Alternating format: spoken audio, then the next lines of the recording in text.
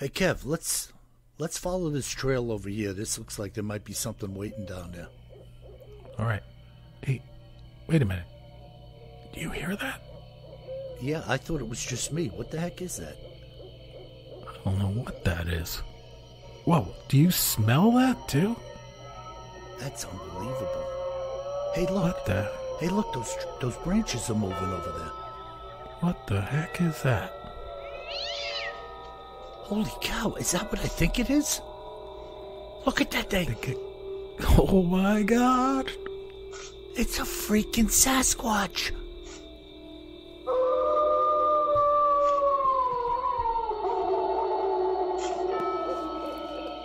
Welcome to the Bigfoot Terror in the Woods Sightings and Encounters podcast. I am your host, W.J. Sheehan, author of the series of books, Bigfoot Terror in the Woods Sightings and Encounters. There are 12 volumes now available in paperback and ebook at Amazon. And the rest of them are in audiobook, except for 12, which should be out shortly. I'm sorry I keep saying that, guys, but it's done, and I'm just waiting on somebody to do some work for me. So as soon as they get working, you can listen to it. But all of those audiobooks are available at Audible and on Amazon and iTunes as well. Now, somebody said they couldn't find a particular book on iTunes, and I just said to him, go to Amazon. So I don't have explanations for every little thing that happens out there, but everybody's buying most of these things through Amazon, so that's my recommendation to all of you. You can find whatever you need at Alice's Restaurant. Yeah, and you just have to search vigorously, Yeah. if you can't find it. That's right. And on Amazon, it's always good to type in the complete title and the volume number. I saw that because they don't come up in any kind of chronological order, and they're not all listed together. They sporadically have them like a shotgun blast. I don't know why they do that. Why wouldn't you put all an author's works together as one, cohesive work? But they don't do it that way. So just, spend a little time and you'll find what you need. And I didn't mean to step in before my formal introduction. Please do. By the way, Kev, I just got a little container from a company called Walker and Sons, and they're not a sponsor of this show. It's called Slap Your Mama. Cajun seasoning. Oh. Slap Your Mama. Original blend. And on the side it has a slap scale, and it says that this here is medium. Oh, medium on the slap your mama scale. Yeah. So when you slap your mama with a medium slap, she's probably just going to set back a step or two. You're not going to knock her down. So slap your mama, Cajun seasoning. So I'm looking forward to experimenting with that. Very cool. Crazy. Who is this guy? What the hell does slap your mama have to do with Bigfoot? Absolutely nothing, son. I'll let you navigate out of that one. Anyways, Kev, so what do we got today in our Cryptids in the News and Other Oddities segment? Yeah, we're going to go to the other oddities tonight. Okay. And we're going to get a little freaky deaky. So this one's may not give you chills or scare the hell out of you. You may not have to hide the kids, but it is the definition of freaky deaky. And listen, if you looked up freaky dick, what is that? The Urban Dictionary. Yeah. I wonder if freaky deaky is in the Urban Dictionary. I think you're going to have to create a Wikipedia entry for freaky deaky. Yeah, because I was going to say, what would the definition of freaky deaky, in your opinion? Some type of concise. I'm trying to think of it. I can't even really describe freaky deaky. I mean, it's odd and strange and weird and freaky. Kind of like me. Hey. Go ahead, bro. All right, so get your passport out. All right. We're going to fly across the Pacific for this freaky deaky adventure. All right. And we're going to go to a city called Nogura, which is in the country of Japan. Mm-hmm. And Nogura, and I'm going to put pictures of this stuff up on our website, BigfootTerrorInTheWoods.com, under episodes, under episode 250. You got to check this out. So Nogura is a very small village in Japan, and it has one very notable feature.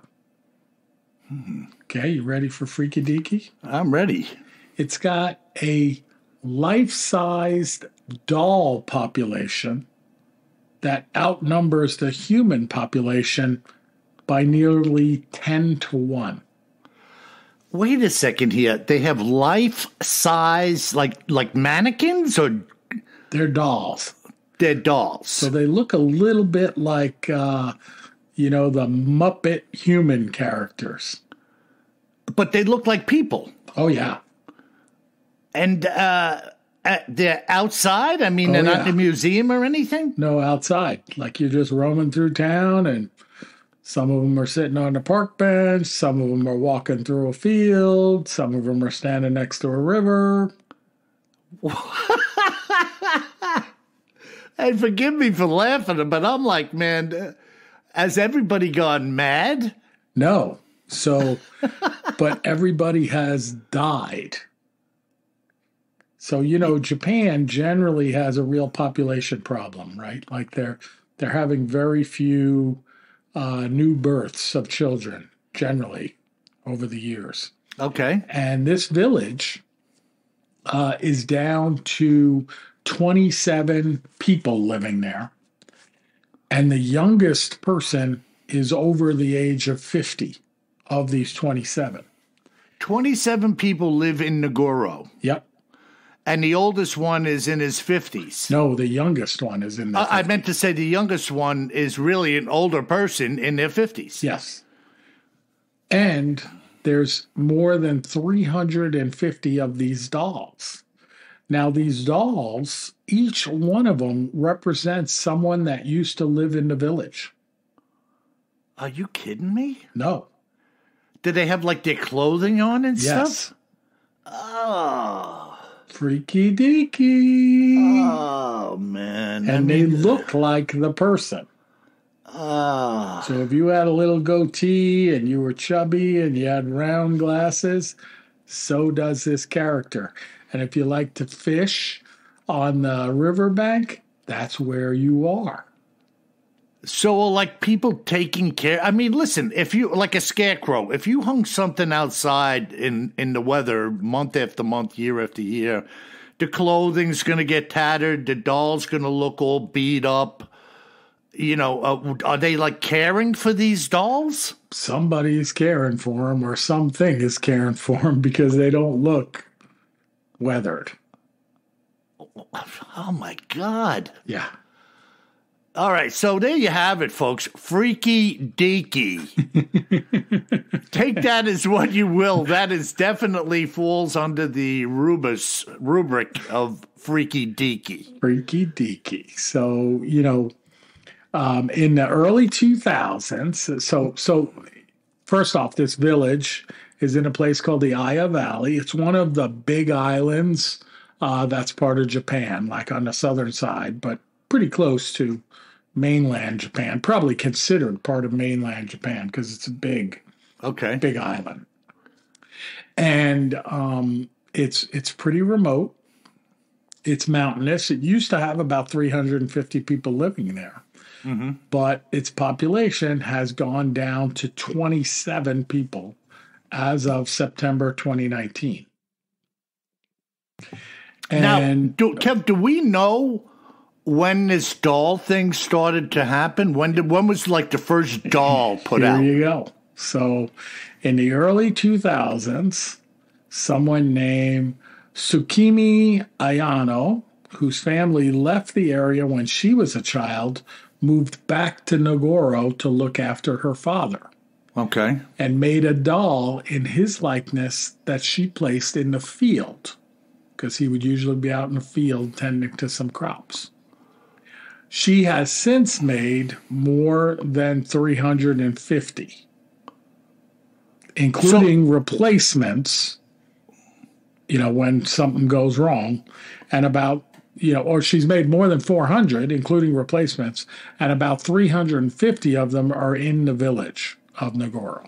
So a single woman is responsible for the creation of these dolls. They say that in some of these articles, right? I looked at multiple articles about this place. It's pretty famous, although I never heard of it before. But she made a whole bunch of them, and she seems to have started the situation, the freaky deaky situation. But apparently other people have done it as well. But they do all look similar, not like the same people, but similar genre. To me, they remind me of, the Muppet human characters. Yeah, I know what you're saying. I know what you're saying. Yeah. Remember those two guys that would sit in the balcony, of the theater criticizing everything? I forget their name. People are liking me to them. That was Waldorf and what was the other guy's name? Right, Waldorf. Waldorf was one of them, and they used to go, they suck, don't you think so? Terrible, the worst. I've never seen anything terrible. I love those guys. Yeah. So they look a little bit like those guys, but they have a lot of personality, and apparently, the likenesses are, shockingly similar to the people that used to live there. Wow. So, you were asking me what they were wearing. So in one classroom in the village school, which was closed in 2012, right, because there were no more students, two of the dolls there are the last two students that studied at that school. And they're dressed in their own clothes. Oh, man. Really, Kev... I know there are people out there that love me and people out there that can't stand me. But let me tell you something, folks. There is something really wrong with this whole mindset surrounding the creation of and the maintenance of these dolls and likenesses of humans that have lived in this place. There's something really wrong. And by the way, it's Statler and Waldorf. There you go, Statler and Waldorf. Good, yeah, the one guy was bald with a mustachio. Yeah. And the other guy was bald also, but, they showed him with the big nose. And there were two. One was kind of short and stout, and the other one was more tall and lanky. Yeah, and they're both pretty darn loud.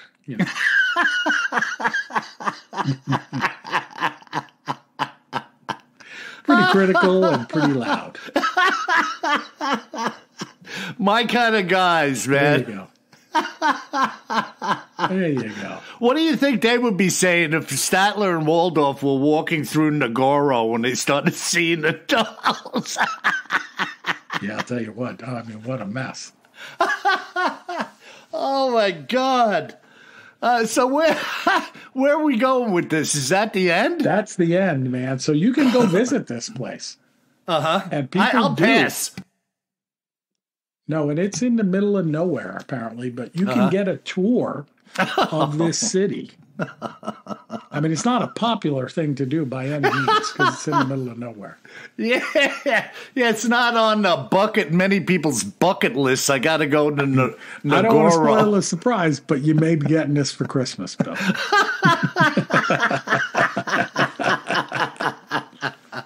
Hello, Nogura. Oh, I'm just trying to visualize this, and it's just konnichiwa. Yeah, Nogura. Oh, hello. It's called also the Scarecrow Village. Is that legitimate? Yeah. If you look at a map, which I did, right? On Google Maps, everything's in Japanese, but it says Nogura quote, scarecrow, close quote, village. But very importantly, they talk about the fact that they're not designed to scare any birds away. They are designed, to make the people feel like people still live in the village. Wow, man.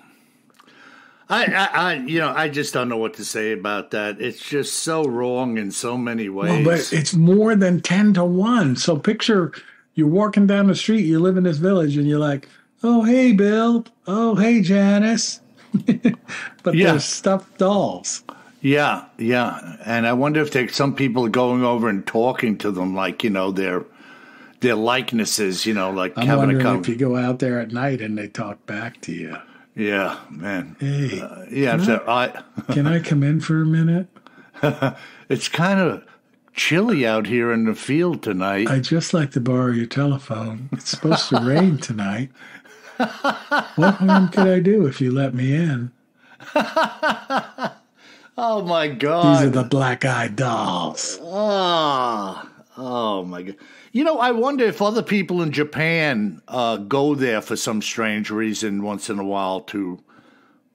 They have some really weird customs, man, It's a different place, man. What I tell people is, I've been there many times. And by the way, I love Japan. Mm-hmm. But what I tell people is it's as close as you can get to going to another planet without leaving this planet. Yeah. And it's just so different. Yeah. And the cool part is it's super safe, and it's super clean. Whereas like you go to China, which I've been many times, man, you're taking a life in your hands, Yeah. Every which way you turn. Kev, didn't you tell me many years ago that you were looking at that building in China and the elevator? It was a new building. The elevator didn't even make it up to the top floor. Yeah, I mean, China is just really a mess. Yeah, so I probably will never be going back, especially because of what's going on over there where they're kidnapping, business people, Yeah, I wouldn't go there for nothing. No, I'm done with that stage. But Japan is pretty cool, but this is definitely freaky deaky. I don't know if I'm going to go to Nogura, and I'm definitely not going to be walking around Nogura at night. Mm-hmm. Wow, man. Well, I got something, Kev, that you're going to like tonight. And big shout out to our mates in Australia. Because what we have here, mate, is a Yowie encounter. Oh, Yowie! And this following sighting was really the first that I received in regards to, what we know as Australia's Bigfoot-type creature, which, of course, we call the Yowie, or they call the Yowie. And this is what Betty Lancaster saw while hiking in a region called the Kimberly. And if any of our mates across the pond have anything more to contribute to this regional knowledge or whatnot, or anything you want to say, BigfootTerrorInTheWoods.com, hit the contact link and let me know. But she was in the Kimberly. First of all, I would like to thank you, Bill, for what you and KJ are doing with your Bigfoot Terror in the Woods Sightings and Encounters podcast. It's very informative, as well as being entertaining, while giving someone such as myself a platform whereby I can share what I have seen. In the summer of 2015, I was on one of my many hikes in a region of Australia known as the Kimberly. More specifically, Windjana Gorge, Winjana, Windjana Gorge. My friend Lyle and I had been hiking for several hours, and at some point, a loud kerplunk type of splash had occurred in some water that we were passing by. It was the type of splash that would occur from, say, a rock or something coming down from above, complete with water splashing up in a column and the rings running out in the water after the impact was over. We couldn't understand at the time how this could be or how it could have even taken place, and yet it most certainly had. We were standing deep within the gorge, with towering, jagged-faced walls rising up both behind us as well as across the gorge in front of us, both of which have a fairly robust buffer of trees at their bases. There was not another soul in there with us at the time, and we hadn't seen anyone in over 2 hours. We were too far away from the wall for anything to have fallen from the top into the water, and Lyle had said, rather astutely, that perhaps a large bird had flown overhead and dropped whatever it was clutching into the water, and we just didn't see it. Reasonable, right, Kev? Reasonable assumption. So she says, I remember at the time thinking how smart Lyle was, inasmuch as I hadn't even given such a scenario a thought, and we kept hiking. These walls, by the way, are exceedingly tall, and here and there you could see a plant or two growing on the sides of them. How the seeds get there and how they grow in a rock face, I don't know, but they do. So it was about 45 minutes after the rock or whatever had splashed that the two of us had sat down for a break. We were sitting on 2 boulders, with Lyle facing the gorge's wall, while I was facing the interior of the gorge. At some point, Lyle had been sitting there rather quietly with his gaze fixated above us looking at the wall. And he had said nothing to me when I asked him, "Are you looking at something?" He said to me, "I'm not sure.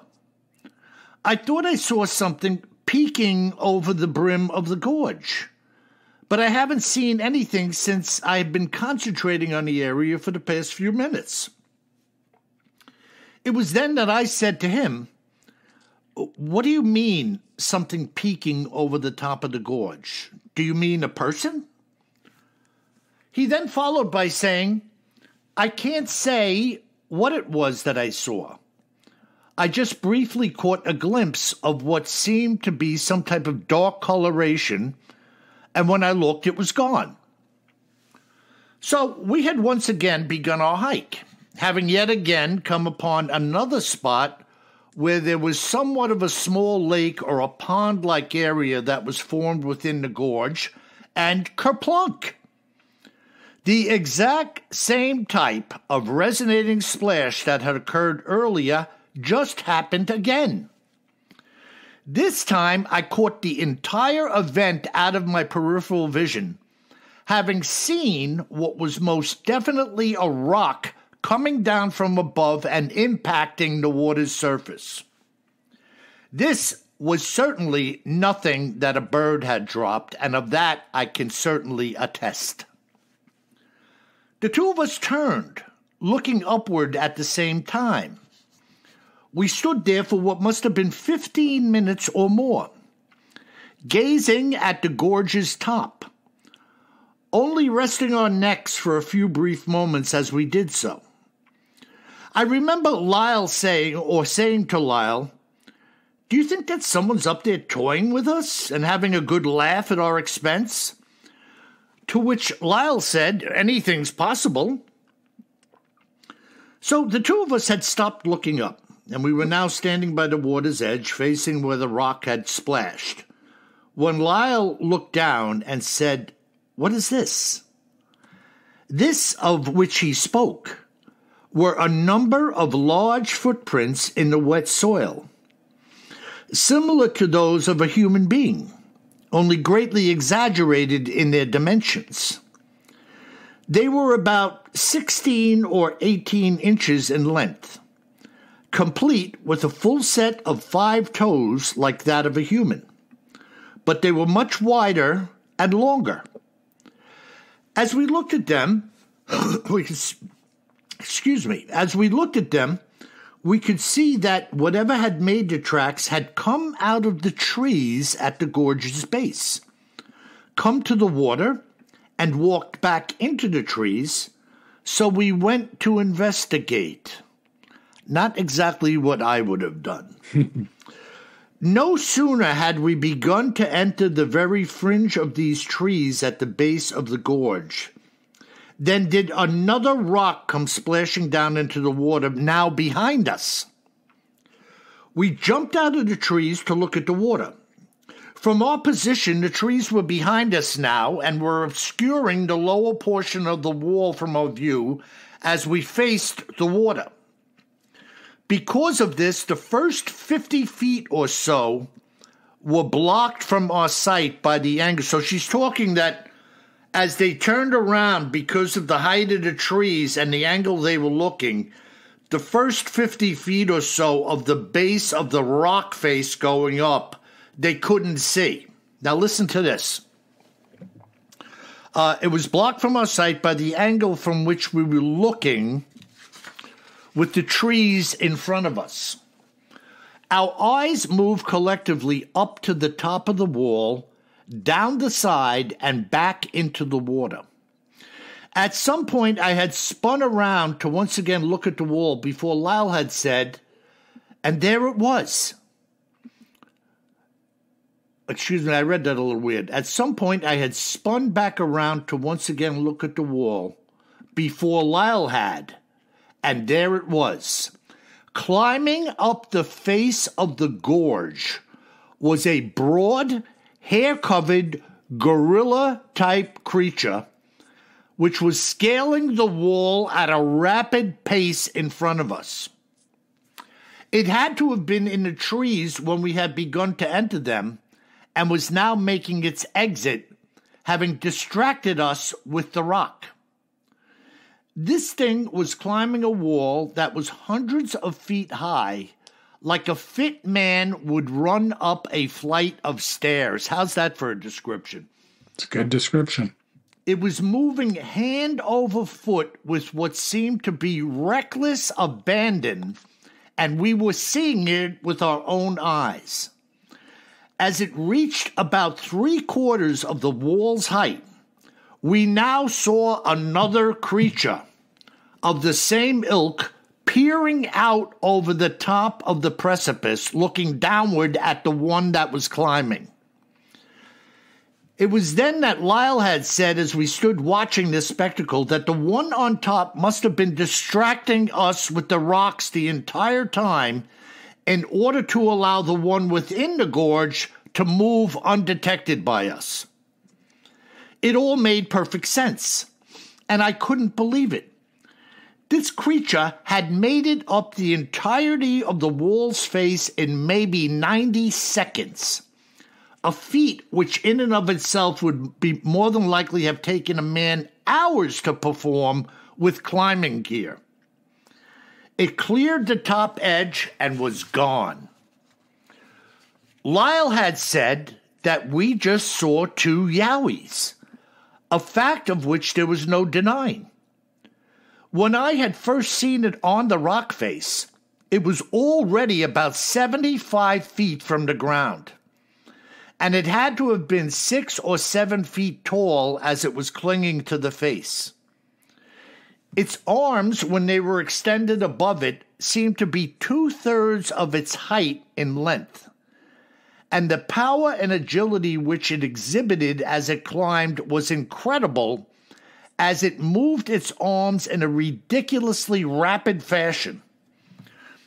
It seemed to have an inexhaustible supply of both stamina and energy, having not so much as paused for a split second before it reached the top of the gorge. That is just an incredible description. My only regret was that we hadn't caught a photo of it, having only brought our backpacks with water and some food along with us. Life can and does throw some funny things our way, and this was the absolute topper for the 2 of us.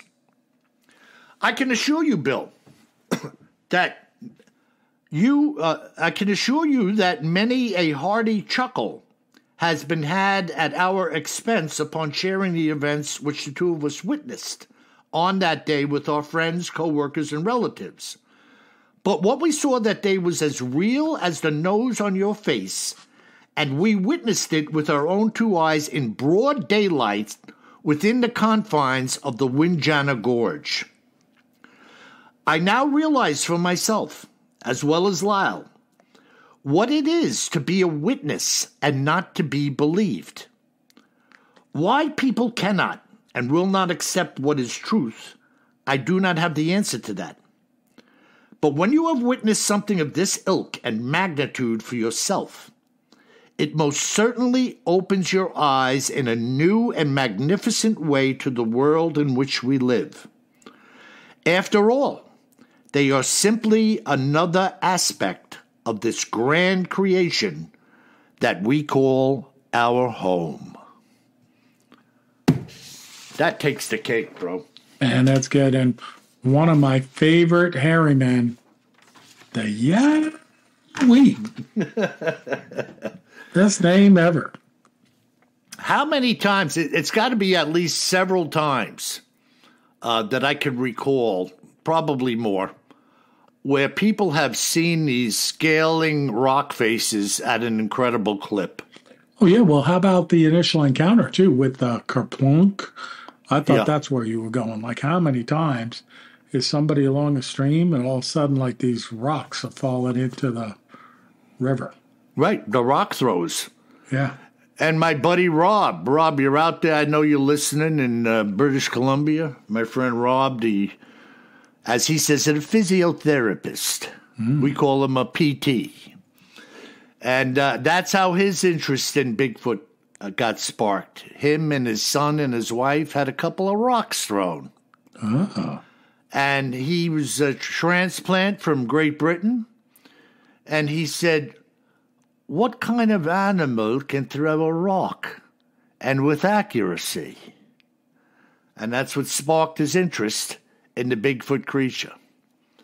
So they are rock throwers, and they are tree hiders, and they are all the things that everybody says about them, those that have encountered them and witnesses. They're creatures of habit. They throw rocks, they build tree structures, they climb trees, they hide behind trees. They're stealthy and stinky. They're stealthy and stinky, like some of my coworkers. But they're not stealthy enough. But what an incredible encounter, huh? It's awesome. Windjana Gorge in Australia. Awesome. And the fact that, and they were spot on, in my opinion, the one on top knew its buddy was in a jam down in the gorge with these humans walking around. And I believe they were right. I wouldn't say they were afraid of the humans, but they wanted to remain incognito.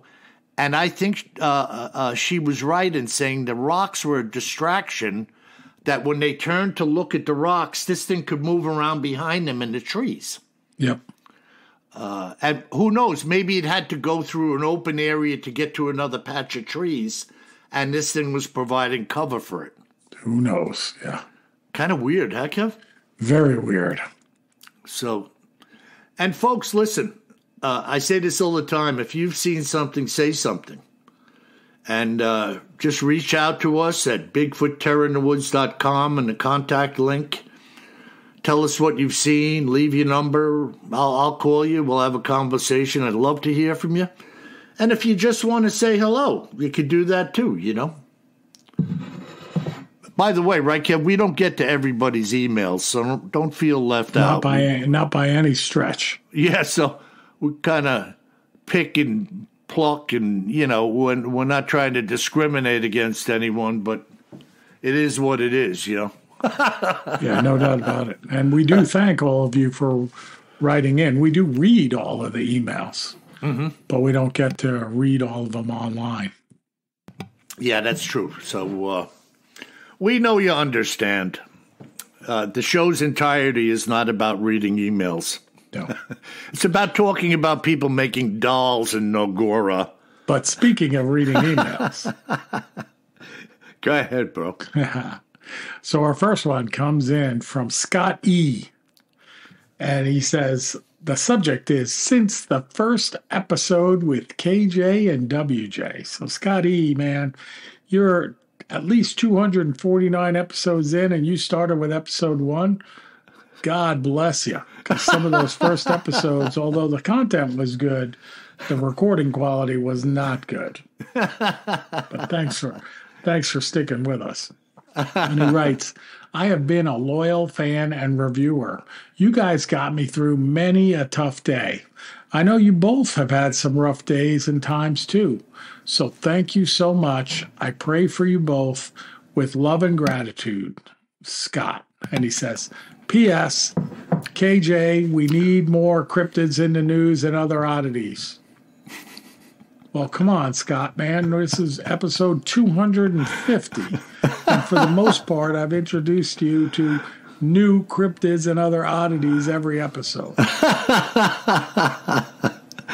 These people are out of the box, including, may I borrow your telephone? Yeah, once... Can I come in for a minute? Once in a while, I read some of the reviews, the book reviews.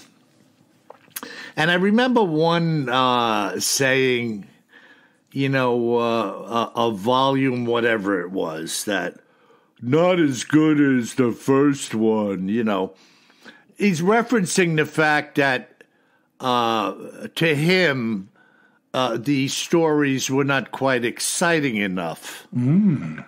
And listen, you don't just pull 350 Bigfoot encounters out of your bottom.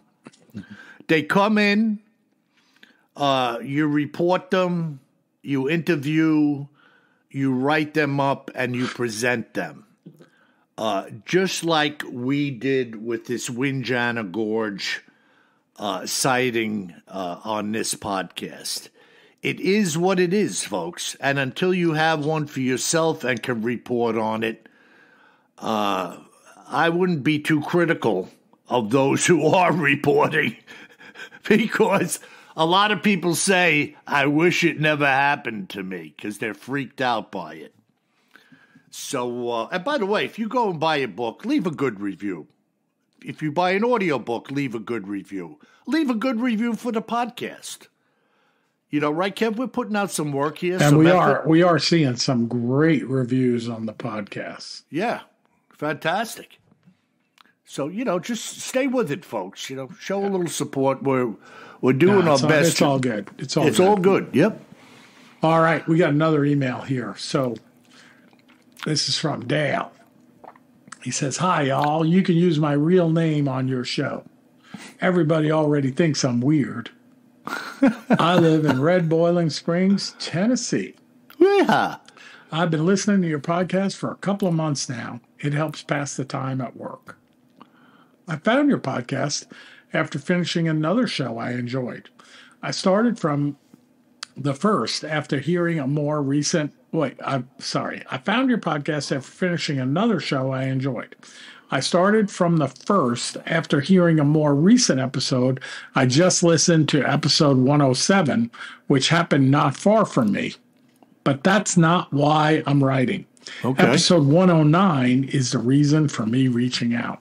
Huh. You talked about a rumor of the government employing teams that exterminate Bigfoot. Uh-huh. The other podcast I listened to was all about this very subject. I listened to it just for entertainment to pass my nights at the job I hate. But I found several things said about the way Bigfoot acts on your show, and it got me thinking maybe there was something to this. The guy claims to have been employed by the government to get rid of menace Sasquatch. Thought it might be something you guys want to check out. Love your show. Keep it coming. Mm-hmm. Mm-hmm. Good stuff. Yeah, well, something? Look, this happens all across the globe and has been going on for hundreds of years with wildlife, just wildlife in general. If you have a crocodile that has been nailing people washing their laundry in a river, if you have a certain tiger that has been killing villagers. If you have a Sasquatch that those behind the curtains believe is responsible for some deaths, I think we as people have an obligation to go out and hunt them down. Now, some people may not like that manner of speak coming from me, but let me tell you something. If some freaking tiger or something else came after one of my loved ones and did him in, I'm going to give that friggin' thing a lead enema as soon as possible. You know, and, I can't see anything really wrong with that. You know, if somebody suspects something of killing people, you got to look for it, man. You got to hunt the hunted. You got to hunt the hunter. So, I don't know. What do you think of that, Kev? Yeah, I'm not much of a hunter, but I certainly believe in, defending myself from a wild animal, Sure. As long as it's the real thing, Yeah, absolutely. Yeah. Yeah. So we got our last email from All right. one of my namesakes, Kevin. And Kevin doesn't say where he's from, but he says, "Love the show, guys. I just want to say how great the show is. The banter between you two is my favorite part of most shows. Although I don't agree with everything you subscribe to, I completely respect what you do and your opinions. You guys remind me of my brother and I. We also work together and have similar banter. Just wanted to say hey and tell you we appreciate what you do. Love the show. Have a great day, guys." And that's right. Even if you listen to 250 episodes of the show, you don't really know everything that we subscribe to. I know sometimes people will listen to old episodes during the pandemic, the height of the pandemic, where we were talking about getting a vaccine, because a lot of people we knew were dying. Mm-hmm. And then people will listen to it now and they'll think, why are you pushing vaccines now? And it's like, well, we're not, per se, but at that point in time when we were watching people die, it was a good idea. Yeah. So, I love the email, Kevin, first off, the brotherly banter is real. We don't rehearse this at all. We've said it before. We don't even know 98% of the time. We don't know what the other person is going to talk about. So we're surprised by it. So it's not scripted at all. There's no rehearsal. There's no walkthrough. Nothing like that. We just hit record and go as we're 600 miles apart recording it on Skype. So what you see is what you get, whether you like it or not. But and by I love the way, feedback. Yeah, great email. And by the way, folks, Kevin and I don't even have cameras on. No, so if you hear us stepping on each other occasionally talking, we don't give any high signs, or I don't give Kev a flick of the finger like, go ahead, nothing like that. So it is what it is. Yep, it's all good. But but that's it, folks. Bill, great podcast. I know all of you are booking your travel right now to Nogura, Japan. I put up some pictures on the website. Again, Bigfoot Terror in the Woods under episode 250. Check out these pictures, man. It is freaky deaky. And again, thank you for all those great 5-star reviews, and especially those written reviews that are so positive. They keep us going and they bring more listeners to the podcast. Yeah, excellent, Kev. And that was definitely an other oddity. Oh, my God. And, folks, by the way, if you should find yourself walking around the outback of Australia, the foothills in Oregon, the plains of Montana, you best remember one thing, my friends. Always carry more gun than you think you're going to need. Sleep tight.